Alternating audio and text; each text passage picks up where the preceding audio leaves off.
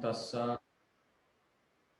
ato samma sambuddhassa namo tassa bhagavato arahato samma sambuddhassa namo tassa bhagavato arahato samma sambuddhassa.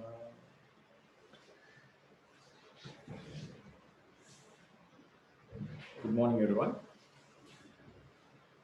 Today we'll be discussing rather new topic. Normally something that we don't discuss in our normal studies of the Theravada tradition. I think if I remind or brush up what we have done so far, we are in the discussing the section about which is bordering the Paramatthas, but cannot be exactly coined as Paramatthas, like something which is in between the Paramatthas and Panyaptis. But actually, these things that we have already discussed, like the Anipanna Rupas, certain forces of the Pachyas, and the three universal characteristics, the Anicca Lakkana, Dukkha Lakkana, and Anatta Lakkana, are never the should not be termed as Panyaptis because they are not synthesized objects of the mind, but they depict certain similarities for the Paramattas, but cannot be exactly mentioned as Paramatta Dhammas. So that's why we put them in between the Panyapti and Paramatta sections. So far we have discussed Anipanna Rupas, certain attributes related to the matter, and then three universal characteristics, and also certain forces of some conditions. Today we will be discussing about Gati, something related to the spheres or the existence within the samsara.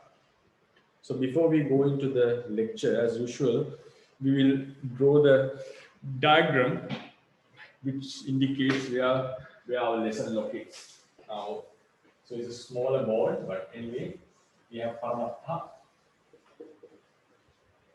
was divided into two, Sankata and Asankata.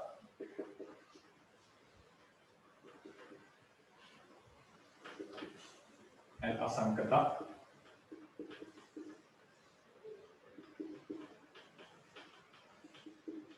Then in Sankata we had four categorizations, Paramatta Dhammas,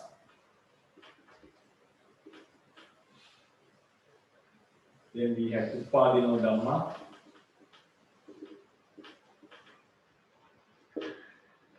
we have Paramatta Jatika,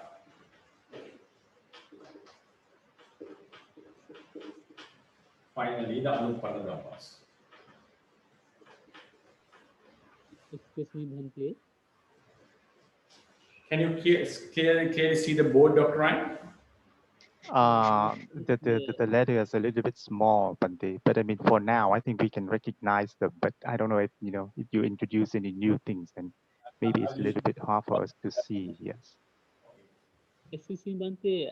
If laptop can a little bit close to the board, it will be okay, I think. Okay. Yes. Yes. I think that would help. Yes. Okay, we'll see now. Yes. I think it should be better, Bhante. I'll use a different color. Yes, it's much better, Bhante. Paramatta. Yes. Two categorizations, Sankata Paramatta and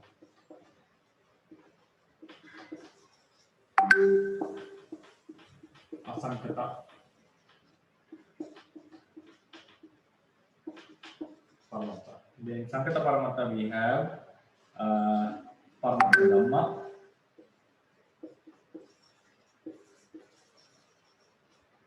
then Upadino Dhamma,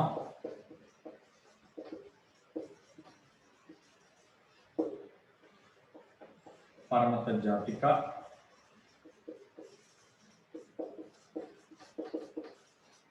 then we have Anupanna Dhamma.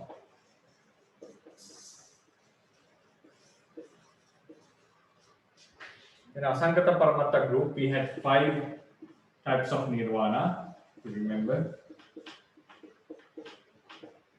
Then we had Panyati in the corner.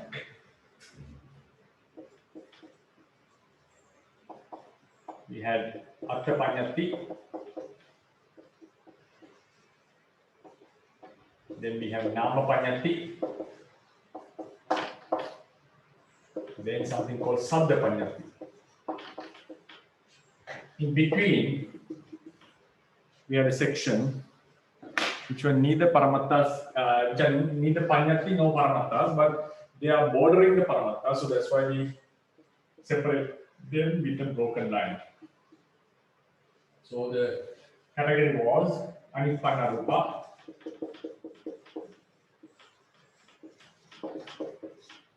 Then we had certain Pacha forces, in Pali we call Ekacha. Pacha Sakti, Sakti, Pali. Then we have Tilakkhana, the 3 universal characteristics. Then you have Gati, and so forth. Ajata Kasa,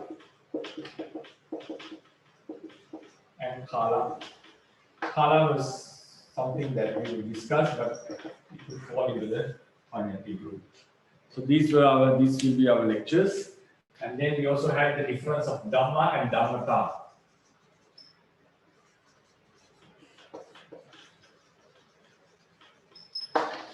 Dhamma and Dhammata. So today we focus on this topic, the Gati. I think so far we have covered all the conditioned realities, the unconditioned reality, and things that are in between the concepts and the realities, certain attributes of the matter, certain forces of conditions, supporting factors, then the 3 universal characteristics that we discussed last week. Today we'll be focusing on this term called Gati. So what it is, what is Gati called? Gati means, in our tradition, we have 2 specific definitions for the word term Gati. In one sense, the Gati means the realities. It falls into this category. The realities that would arise in certain realms. In other way, the Gati sometimes refers to the space in which beings are born. Where beings are born. For instance, the human Gati, the Manusya Gati would be the earth. The divine Gati, the Deva Gatis would be located above the sky, in the sky, according to the tradition. And the animal Gati means the Tirachana Gati, the realm of animals, the kingdom of animals, is located within the human realm, within the earth, in the earth. So sometimes we normally say the earth belongs to the animals. Actually, humans came later on according to the scientific explanations. But in religious terms, normally we consider earth is the realm of the humans. Anyway, then in Niraya Gati, we have something which is unseen by the humans, but located inside the earth. So these, so the Gati have 2 specific meanings. So I'll directly go into the topic. But today I'm discussing about something other than these 2. We can call it a phenomenon if you want, but I would rather call it as a state, a certain state that according to which, or according due to which, certain beings in different realms manifest different attributes like characteristics. So the topic would be Gati, and it can also be called Bhava. That's why I give some dots after the Gati. Then Bhumi, whatever it is. Gati, Bhumi, or Bhava, whatever term we can use. So I'll just focus on the Gati in this lecture, but also touch the other terms. Gati, there are 5 Gati according to Theravada tradition. Actually, unfortunately, I was unable to give you a handout this week because I was quite busy with some other work. I'll try to deliver it by next week.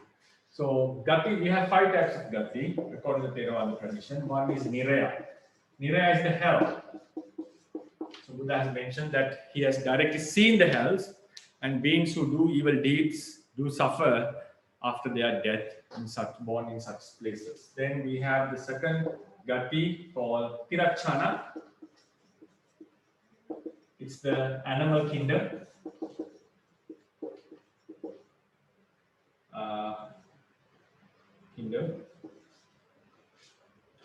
This doesn't include humans, but when we say in animal kingdom, according to the theory of evolution, we also include humans into this category. But according to the Theravada traditions, humans are considered as a separate realm. They are animals are born as results of unwholesome deeds, while humans are born as a result of good deeds. Then we have another Gati called Peta Gati. Peta Gati means, we normally translate this into English hungry ghosts, because according to the literature, Petas mostly are afflicted with the hunger and thirst, and also they have some physical pain. Yeah, we can call it the hungry ghost realm. So, but there are some subtle type, they possess a subtle type of a subtle body, which is not sensitive to the human eye, but they do greatly suffer due to the evil deeds that they have done in their past lives. Then we have the humans, the Manusa, human realm. Then we have Ariel realm. Finally, we have Devagati. Deva here includes the deities and Brahmas.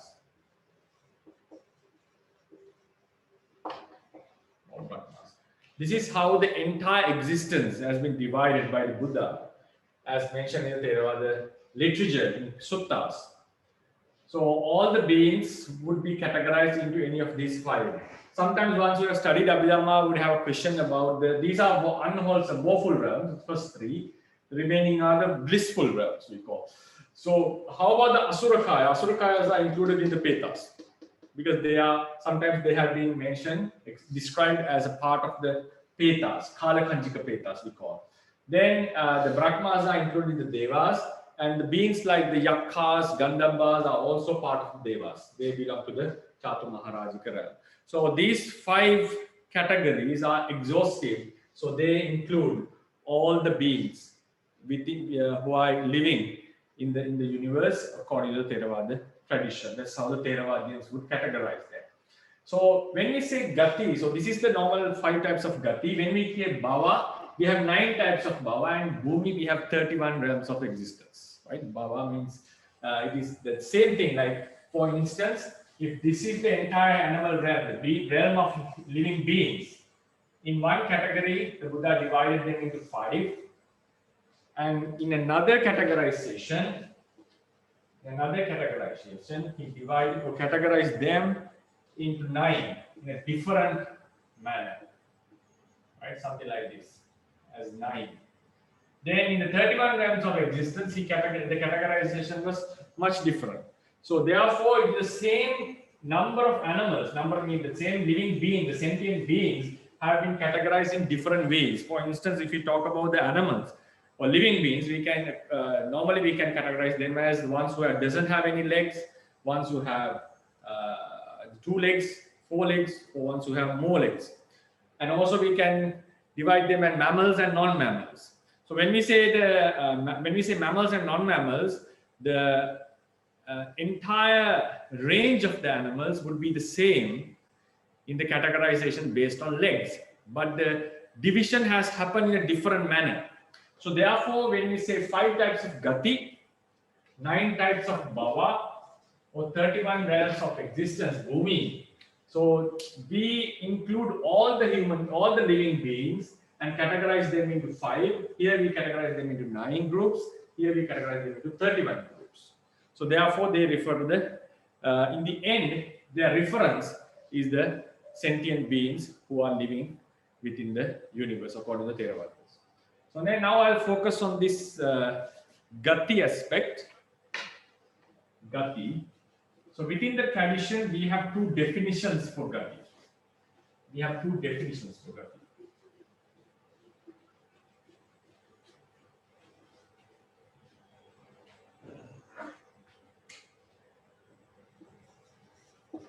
Gati have two definitions.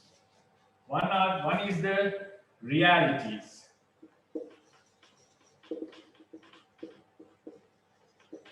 that appear in certain lives.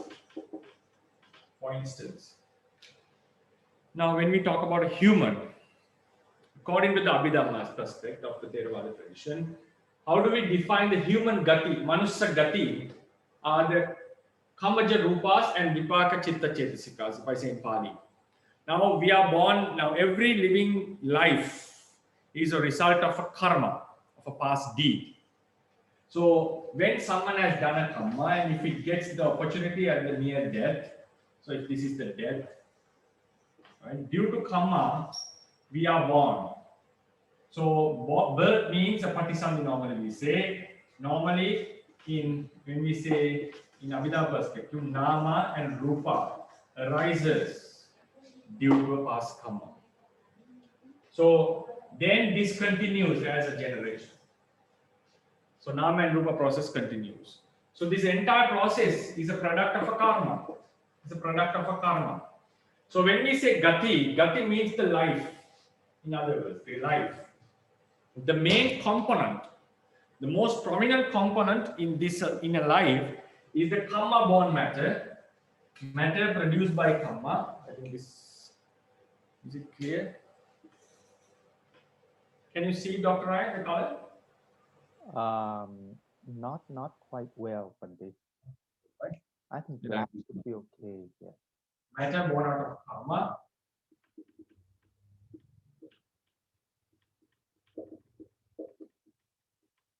Because we have already discussed about the matter.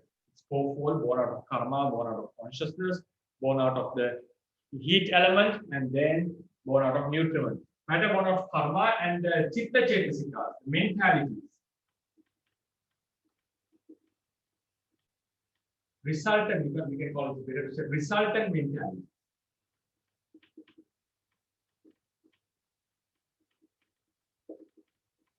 Resultant mentality.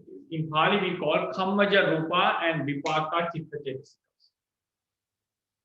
But not the entire life is made out of these elements. Not the entire life is made out of these elements.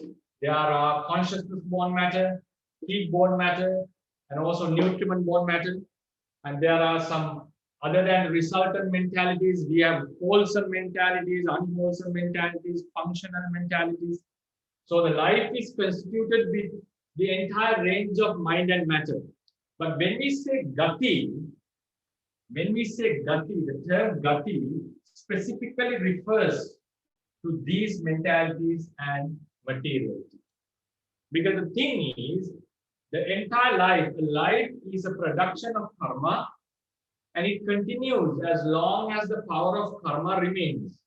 The power of karma has various influences to the life. The most prominent and the imperative is it produces certain matter that helps the life to continue, and also certain resultant mentalities, mind and mental factors, which also is essential for the continuation of life. So therefore, when we say gati, it doesn't refer to the entire range of mind and matter. It is specifically confined to the matter and resultant matter and mind and matter, which is born out of karma. When we say resultant of karma, I think all of you are aware of that. When we say resultant in Abhidhamma, we refer to the resultant of a karma. So these are karma born out of karma, mentality born out of karma, the matter born out of karma. Right? So when we say gati, we could say resultant realities. Resultant realities that appear in certain lives. Right? Resultant realities. Specifically saying, strictly mentioning, normally we don't call resultant matter because the resultant is translated normally as vipaka. But whatever it is, it's a production of karma. So that's why I use the word resultant here. Resultant reality. So it means mind and matter, which are born out of karma, are coined or named as the gati.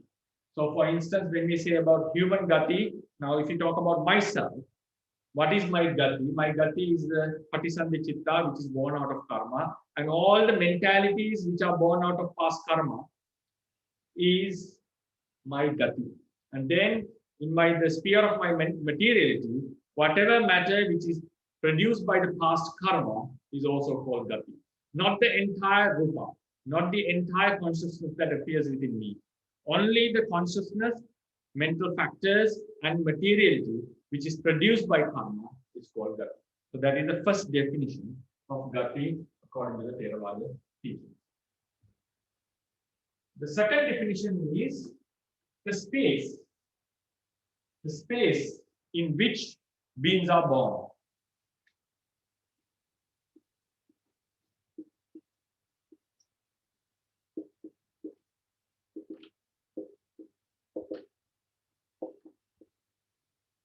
We can solve where the beings are, it's much easier, right?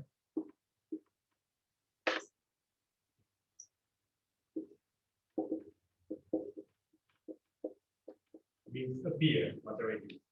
Now the human gati in this sense is the earth.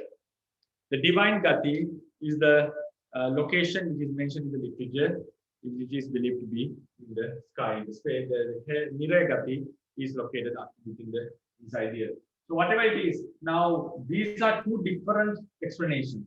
This gati refers to the components of the life. This definition refers to the space. It's a spatial definition. It refers to where the beings are born. So now sometimes when we say Devagati, we may refer to the divine world. And sometimes we may refer to the resultant consciousness and materiality within a divine being. So these are the two different aspects.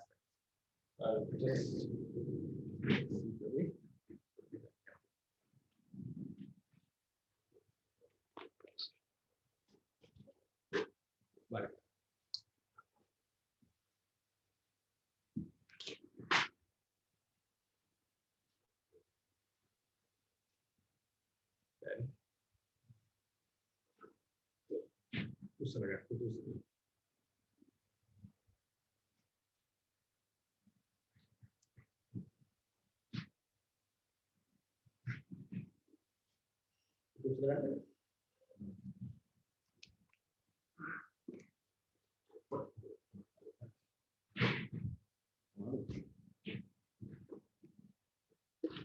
So in Pali, we call this gati gati.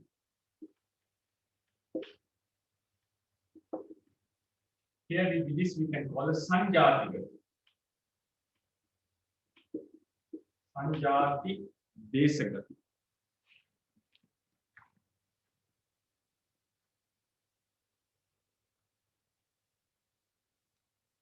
Sanjati gati.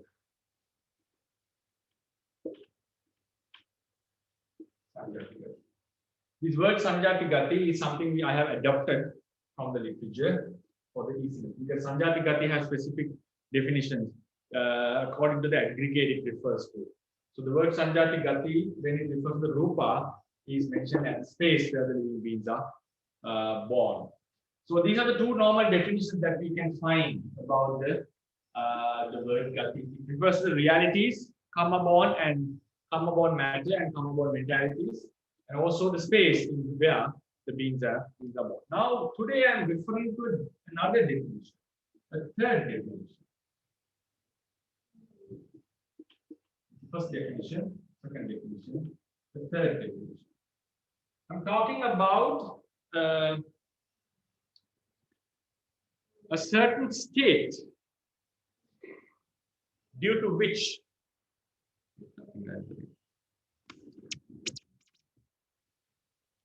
referring to a certain state due to which beings who are born in different gatis possess contrasting or different or conspicuous attributes than the other beings. For instance, animals do possess specific attributes, such as according to the Buddha's teachings, they have three main attributes.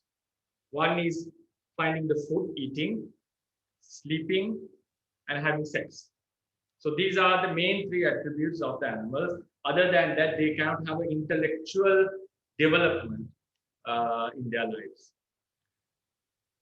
In contrast, the humans do possess a very sharp mind, due to which they can do various types of wholesome and unwholesome deeds. So that's why, according to the tradition, even an animal kills its parents. It's not considered as anantariya karma, but when a human kills his own human parents, then it is considered as an anantariya karma. The difference lays in the sharpness of the human mind than the animals. It's also mentioned that the human mind is quite sharper and quite, we call it its strength, the abilities are higher than even the divine beings. But when in terms of knowing quickly, the deities can know the things quite faster than we do. But the sharpness of the mind, according to Buddha's teaching, human sharpness is much higher. So that's why all the good extremes of goodness and badness can be found only in the human realm. So humans do possess even a bodhisattva while born in an animal realm, or born in a divine realm, and born in a human realm. On these three occasions, his mind would be sharper when he's born as a human. So it shows that the humans have specific attributes in the same being who is wandering in samsara. When he's born in the human realm, he possesses certain extra attributes than the moments that than the occasions that he's born as a divine being. So what does this suggest? What does this suggest? This suggests that there is a certain state which defines or which causes a human to have a specifically a sharper mind. So that's why I'm talking about a state called will. This can also be attributed to the niyams, the laws, but still we have some information within the literature to consider it as a certain paramatta state. Paramatta means a state which can be found in the ultimate sense. But we cannot find it as ultimate reality, like a dharma, like the chitta or chetasikas or a specific rupa. We are talking about a certain state which causes the beings who are born in such states to possess different attributes from the other beings who are born in other states. Now, for instance, think about the divine realm, which is called Tusita. I think all of us are aware of such a realm, called as Buddhist Tusita. The beings in the Tusita realm is said to be happier than the other divine realm, other divine beings. They are more happy or happier. Why is that? The deities who are born within this realm, even the same being, for instance, when he is born in a different divine realm, and while he is born as a Tusita being, he is much happier than while he is born in another realm. So this means that there is such a state called Tusita state, which makes the beings to possess different attributes than while they are born in other different states. So that was the main reason. So this difference sometimes is caused by yoni niyama. We call it the word yoni niyama. This yoni niyama makes this to happen. This is one kind of a law according to the tradition. Now we'll go into how to find out where the references we can find in the literature to conclude that there is such a definition. So I shall erase this.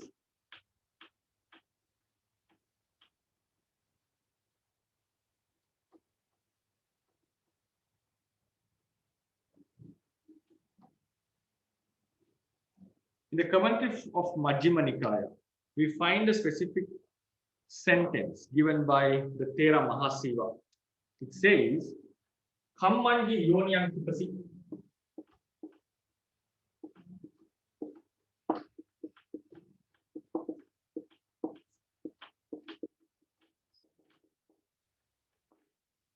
Yoni siddha Ime satta nana varna.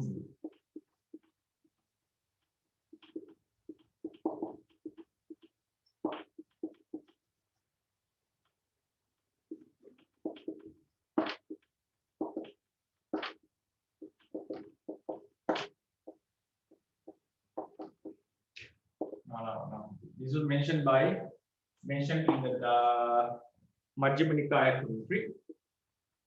Majjhima commentary, Atthakatha, book number 3, page 295. Mentioned by a ancient Sri Lankan elder called Mahasiva. Respected to be an Arahant. At the age of 90. At the age of 90, he became an Arahant. As the literature says. So what does this Pali sentence mean? Kamman hi yoniyam tipati. So the subject is karma. The karma, tipati, puts or throws something at a certain place. So the karma puts the beings in the yoni. So what does this yoni means in Pali? Right, the word yoni. The karma puts the beings in the yoni. Yoni siddha ime satta nana vanna. There's various appearances of certain beings. Like for instance, within the animal realm, we have various appearances according to species. And also when we think in the Theravadian aspect, we have 31 realms of existence, like the divine realms, the Brahma realms, human realms, the woeful realms. So in various realms, we have various attributes found in different beings. So these verities, these various appearances, is not only physical appearances we are talking, even the mental capacities. The human mind is sharper than the divine and the animal mind. And the animals possess different attributes, like very contrasting to the that's of humans. So likewise, the different appearances or different attributes, capacities that the beings possess. Satta, nana, varna, beings have different capacities of appearance, due to which these animals have different capacities and physical appearances due to the yoni siddha, ime satta.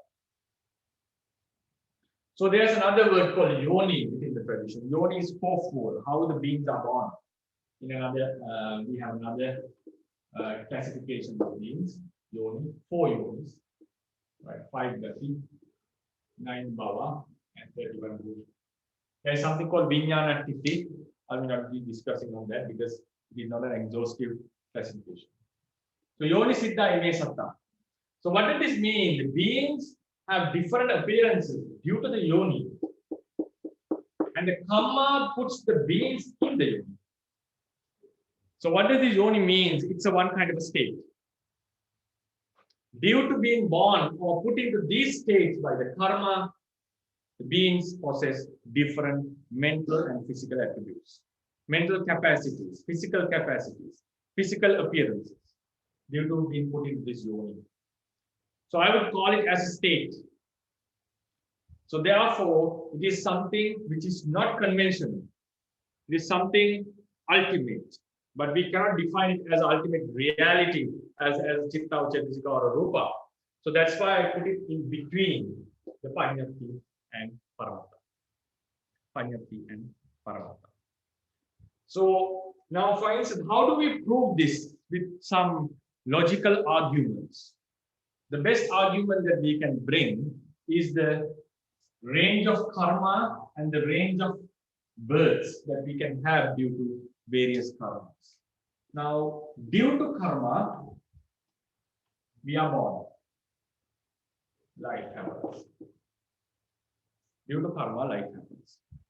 We know there are 31 types of existence, 31 types of lives, according to the tradition, 4 woeful realms and 27 blissful realms.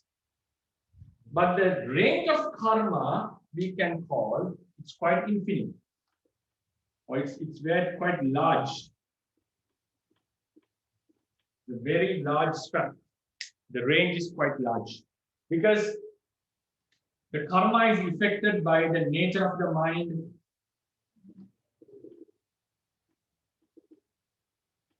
nature of anusaya, nature of upanisaya, previous practices, habits, you can call, right? So, and also some other conditions. So therefore, we normally say, when a person kills an animal for the first time, and he kills for the second time, the karma is different. The strength of the karma, the gravity of the karma, the nature of the karma is different. And it is also determined, the nature is determined by various aspects. How, what is the condition of the mind, in which state it is in, whether it's somanasa or upekha, or whether the mind is lethargic or very active or energetic. So we have various types of karma. The range of karma, the variety of karma is quite large. We may have infinite number of varieties. That's why even one chitta is different from the other karmas.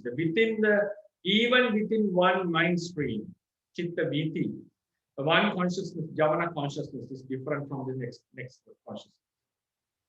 So when we think about the varieties of the karmas done by infinite number of beings, the range of karma is quite equal to infinite. It's quite equal to infinite. But the thing is, how bigger the range of, how larger the swept of this karma is, doesn't matter. The births are specifically determined to be 31. Births are 31. Now we know in science, physical science, we think about the electron. Electron has specific energy. But the range it exists, the states the electron exists are quite defined, well defined. Like it has some we call like the D state, the F state. It is limited to a certain number. So an electron may not exist in between two states. Either it exists in this state or this state. It doesn't exist in here, but the spatial range can be infinite within here, the places where the electron can exist, but it is found in two specific energy ranges. So likewise, if we take these 31 realms of existence,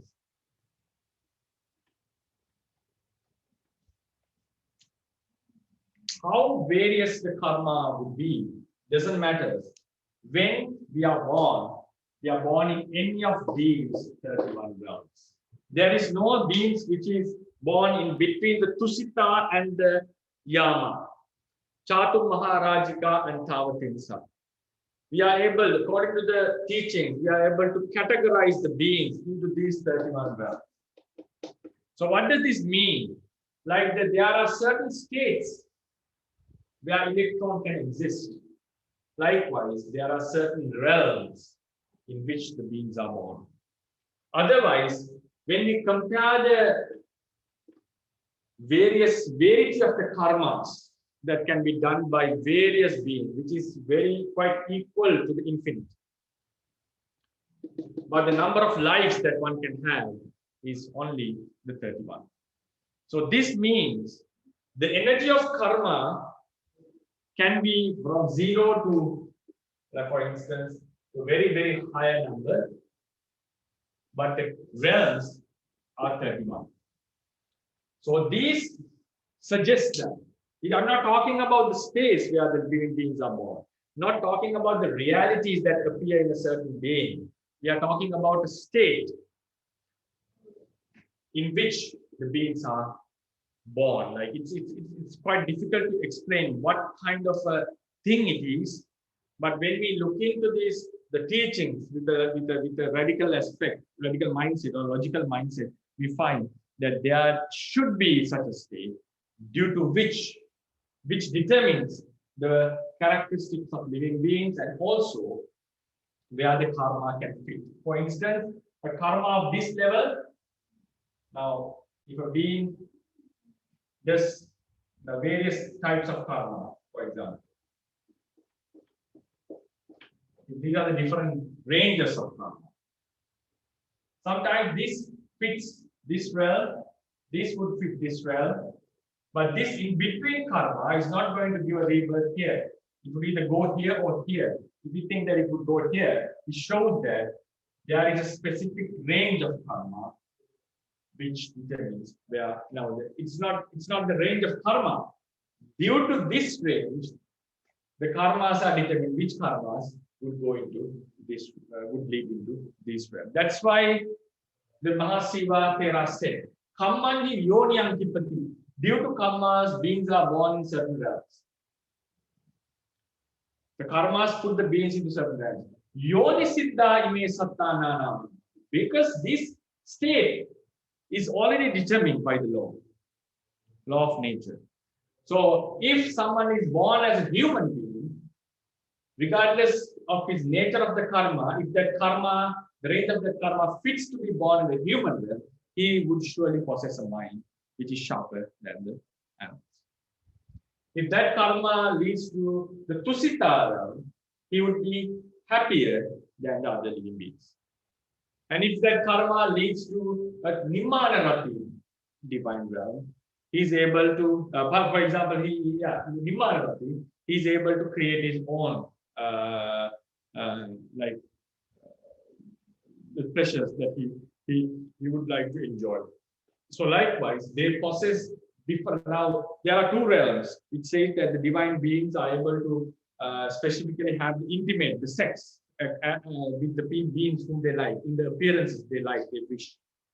So they can make their partners to be appear in such way. So the Nimmanarati causes the higher being can cause his partner to have a certain appearance. The Paranimita Vasavati, the partner would know he or her desires and change the appearance accordingly. So that is said to be have the greatest sensual pleasure within the existence, according to Theravada teaching. So these beings by birth possess these abilities. That ability is not found in the Tusita. Why is that? Because there is such an ultimate state which causes the living beings to possess certain mental and physical attributes by birth. So that is why I call that there is a certain state called Gati other than the mind and matter, which is born in that realm, the space where the beings are born, such an extra state can also be found, due to which the beings possess certain physical and mental attributes or capacity. So that's why when Mahasiva mentioned, Kammanhi Yoni and Kipati, I'll conclude the lecture. Karma takes you to certain realms. And Yoni Siddha Ime Sattananam. Due to the specific attributes of this Yoni or the realm, beings possess unique attributes which are the beings of other realms do not possess. Yeah. So this would be the lecture for today. So we discussed about few aspects. The Gati have two famous definitions within the tradition. They are the karma-born realities in a specific life, mind or matter made out of karma, and then the space where living beings are born. Then the other, I was talking that other than these two, it can also be explained as a certain state, due to which the beings who are born in certain state would possess certain mental and physical attributes. And this is the evidence that we can get within the Theravada tradition to prove that such idea prevailed. And this is the logic. The variety of karma, the range is quite large, but the number of realms that we can be born is already defined, already limited. Like the states in which the electron can exist are already limited. How much energy you give into an electron, it doesn't matter. It would either stay in this state or it would jump into the other state. It would not exist in between. Do not exist in between. So within the state, we know according to Schrodinger's idea, it may appear in various places, and the principle of uncertainty. But I'm not talking about that uncertainty within the state. Talking about in between, that it doesn't normally exist in between. Why is that? there is such a specific state in which an electron can exist. So energy, we can control how much energy we put into an electron. That depends on us. We can have give various inputs, but the existence happens in specific state. So likewise, the karma, the range of karma is quite equal to the infinite when we compare with the number of beings that we have in the universe. But still, how larger the sweat of the karma, the births are already determined, or already determined means limited. Better say limited, otherwise you go on the doctrine of determination. So they are limited for 31. So various karmas with various energy levels lead to a certain realm, and those realms are already very well defined within the tradition. So this suggests that there is these realms. I'm not talking about the realities that appear within these beings, not talking about the space where this realm exists, but talking about the state, one kind of ultimate state which defines. Because when a specific being is born in such a specific state, it possesses different mental and physical attributes or capacity. Yeah, this would be the lecture. Yeah, I would give the opportunity to have the Q&A session. Yeah. Okay, thank you, Bante. Sadhu, sadhu, sadhu.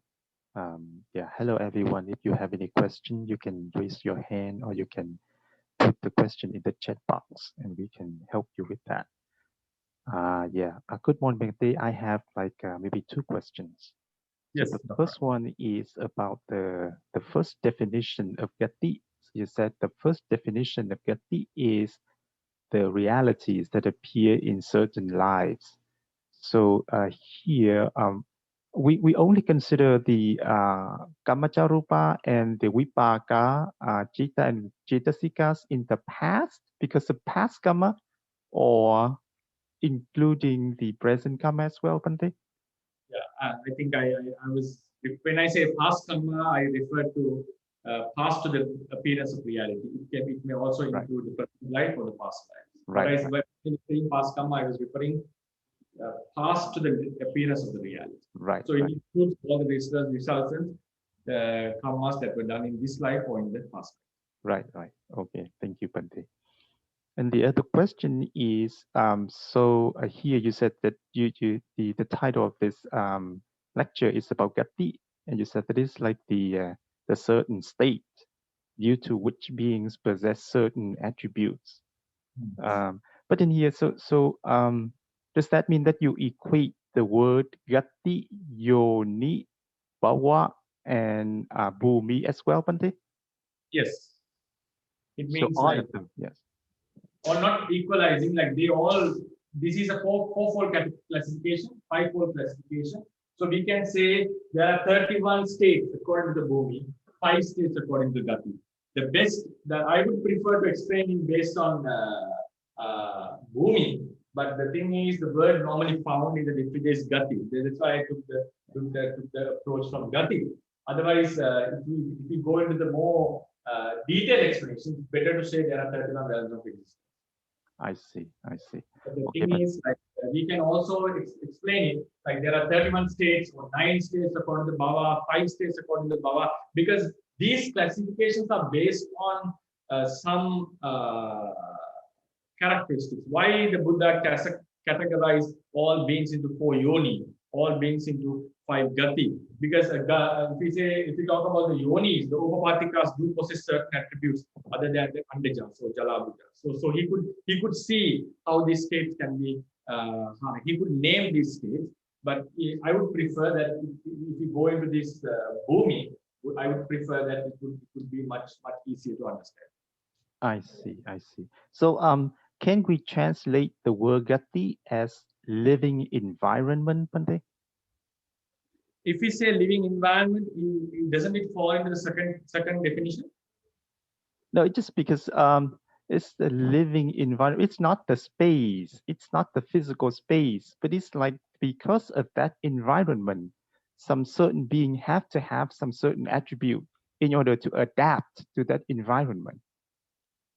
That is also, I would prefer like as is mentioned in the theory of evolution, right? Right, Bante. But for instance, if we talk about the divine realms, how do we now the possession of happiness by the Tusita beings? How should we understand it? Isn't it that something that they possess by birth? So for example, like I think according to the theory of evolution, that it says that during the time of the dinosaurs, the environment at the time is suitable for them to have that kind of, shape and size and so on. So can we take that, an analogy and say that, for certain in the beings in the Tusita, when they live in there, that environment give them that kind of living? We can think like that. We can think like that. But when we say environment, it would be always physical, right? It would be always physical. Then if the word covers something which also includes the mental aspect, if you say the environment is affecting them to be happier, or then we have some difficulties to explain, I feel. Like for instance, think about the Nimma Rati or Paramita Vasavatis have such abilities to create his past partner according to his desire. Can we attribute them to the environment even, or isn't it better that we define it as a kind of a state that influences the mind and matter? I see. Okay, Bante. Yeah, I need to think a little bit about it, that a little bit more, Bante. Okay, yeah. Thank you, Bante. Sadhu. Please go ahead, Sayale Punya. Good morning, Bante. Morning, Sally.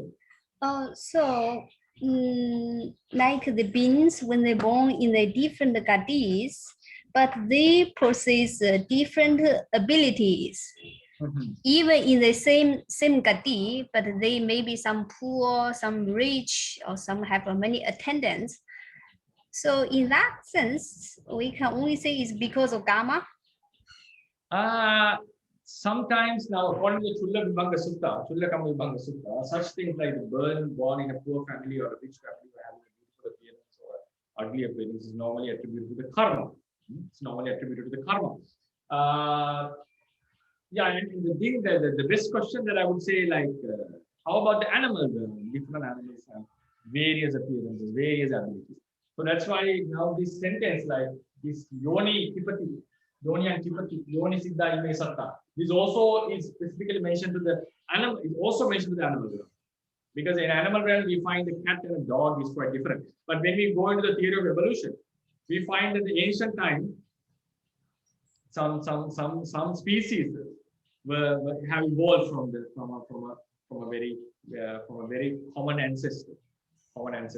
But according to the evolution, even now the counter argument for evolution is they haven't found species in between. In one occasion they found a certain species. They consider it as in between the reptiles and the birds, and later the scientists concluded that the fossil belongs to a bird, not to an in between animal. So likewise, I think to my knowledge, we are still finding animals in between certain groups. So with the evolution, there is a kind of evolution for sure. Buddhism also can, according to the Buddhist theory, it can be explained. There's a human evolution, even though it's quite different what the theory of evolution says, but the evolution obvious. We see how the beings change according to time. Only thing that the Buddhism doesn't accept is that everything is material. So there should be something transcending the material. So we call it the consciousness. So within the animal realm, even with the evolution, we find certain differences in animals. And then we also have something called the Yoni Niyama. It means when a certain being is born from the parent, the siblings, the offspring of the siblings. Offsprings possess mental and physical attributes related to their parents and also the ancestors. So that is because they are born in those parental generations, ancestral generations. But now, if we go into the beginning of the world, I would say there would be reptiles, the mammals, birds. Something I'm not able to entirely say now. And then the question comes: due to the variety of the animal kingdom, how many kinds of yonis that you can have. I would say like similar animals in whom we can trace clearly trace the ancestor, like the bear and the dog. They are related to my knowledge. So likewise, we may be able to say the limited number of yoni can be found within the animal realm even. But the things like the nice appearance, the attractiveness, the richness, poorness in the human realm is specifically due to the karma, and it has been clearly defined by the Buddha. So I'm talking about regardless of the karma we are born with, due to being born into such realm, we automatically or naturally possess certain abilities. Like a bird is capable of flying, not by birth, but it has the capacity, born with the capacity to fly. It may learn it later, but human can never learn to fly. So likewise, certain we can see certain specific mental, physical attributes according to the literature that are possessed by beings who are born in certain realms. So that's what I mean. Why do they possess such abilities? That is because of this Dhammata. Dhammata means this nature, right? So then, is it just a Dhammata? Yeah, it's very close to a Dhammata. It's very close to a phenomenon. That's why I mentioned we can say it as a phenomenon. But at the same time, we find it is numbered. The number, we have a specific number. So we can see as an ultimate state even. So it is something very difficult to interpret whether it is Dhammata or Dhamma exactly. When we look into this, we can see Dhamma attributes. It is a one kind of a state, like Nirvana is a state. So likewise, the state which determines the physical and mental attributes. At the same time, it can also be said as a phenomenon due to which these differences have occurred. So likewise, I would not say the richness, poorness, the higher class, as mentioned in the Chulla Vibhanga Sutta, Chullakama Vibhanga Sutta, I would not attribute it to this Yoni Niyama or Dhammata. I would rather call it the karma, following the Buddha's words. These are, I'm talking, I think you got the idea what I mean, right? Okay, thank you, Bande. Okay, thank you, Bante. Sadhu, sadhu, sadhu. Yeah, I don't see any more hand or any more questions here, Bante. Maybe we should give the audience a little bit of time to digest. Okay, right? Yep. Okay. Okay, then, so shall we conclude the lecture? We call it a day? Sure, Bante. Sure, Okay, Bante. right. Yes. And then thank you for listening and thank you for joining. Wish you all the best, and may this merit help us to attain the Nirvana, and also may this merit support the prolongation of the Buddhist teachings. Buddha Sasanam Chiran Tittatu. Buddha Sasanam Chiran Tittatu. Buddha Sasanam Chiran Tittatu. Sadhu, sadhu, sadhu. Oh, Bante, I see another hand. So can you take another? Okay, Bante. Please go ahead, Sayale Uttama. Good morning, Bante. Morning. Yes. Thank you very much for the lecture. I'm sorry, I have some problem with the computer. That's why the hand was raised a bit late. So my question is about the yoni. Mm-hmm. Yoni, there is, because today the resolution of the screen is not so high, so I cannot see it clearly. It is number 4, number 9. Sorry, number? The number of the yoni. 4. Or number 4. So what are the yoni? Here, when I say yoni, I'm not referring to this yoni. Here, this is a different yoni. Here, when I say yoni, this I'm referring to the state. Whether it is 31-fold or 9-fold or 5-fold or 4-fold, I'm referring to the specific state. So I personally prefer to explain this in the 31-fold way because it's much easier to explain. So here yoni means the andaja, the born out of the egg, born out of the mother's womb, born in the moisture and all the spontaneous born. There is this categorization. Here, when I say yoni, I'm referring to the state. Yeah. So the same term, different meanings. Yes, different meaning. So just for the later meaning, can I ask further another question? Okay, sure. So this special state that just explain the third meaning of Gati. Is it can we call it is like one of the 10 kind of Iddhi power? One of 10 kind of Iddhi. Yes. Iddhi. Iddhi means, now it's another very good question. Thank you for raising that question. Now, here mentioned Yoni Siddha.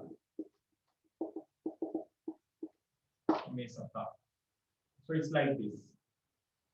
Kamma, put the beings into the yoni. Kamma is karma, yoni is the state I'm talking.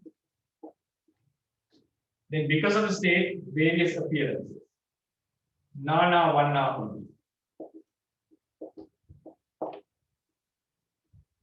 Various capacities and appearances. So when we say Iddhi, the word Iddhi, we normally translate this as psychic ability, but it is tenfold according to Theravada. So first three are dedicated to the various supernatural abilities. First three Iddhi, this is tenfold, 10 Iddhi. The remaining are like one is not affected by fire or the physical disturbances while someone is in a Nirodha Samapatti.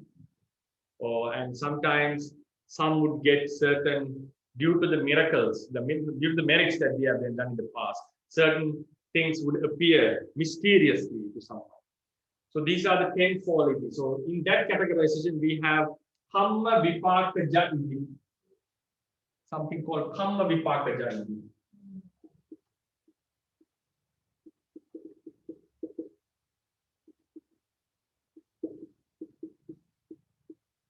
Kamma Vipakaja Iddhi, this is one, I think it was number 9, my memory was correct, number 9 to 8.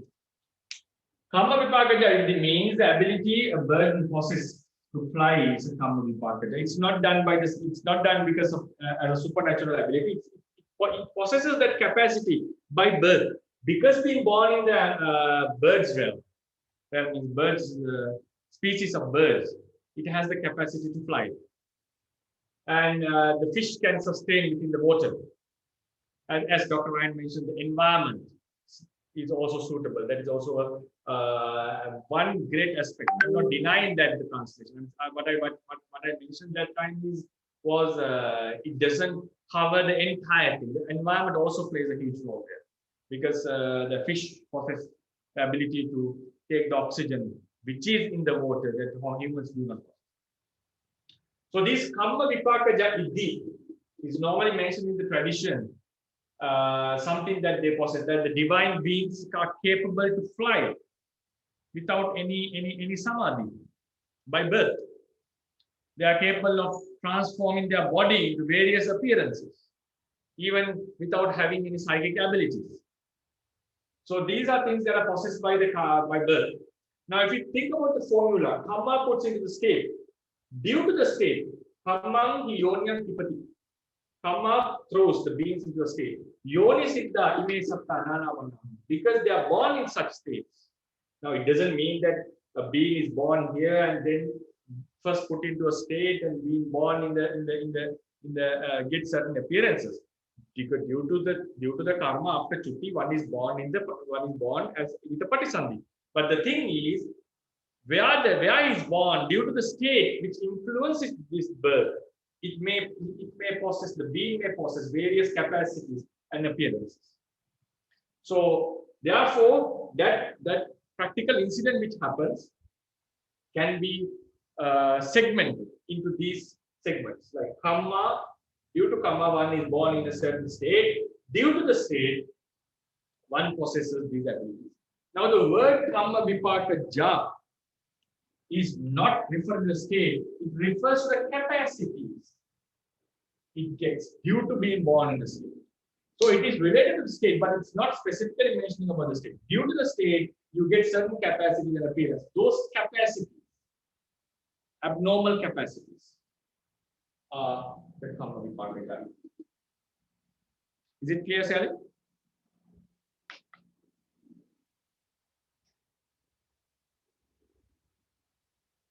Sally Uttama?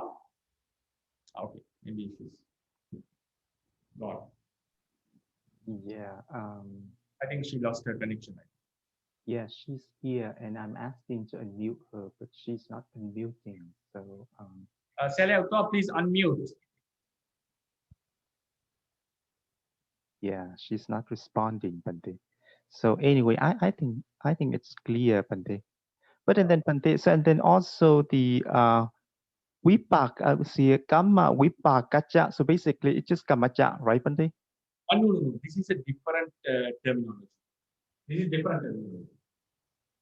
It's the abilities that they possess due to this formula. We should not go into that Kammaja. It's a different. You can find this in Patichamvida Magga. We should not go into the Abhidhamma classification. It says the capacity is born due to Kamma. Kamma Vipaka doesn't mean now when someone is born as a bird, it's the ability to fly is not because of his karma.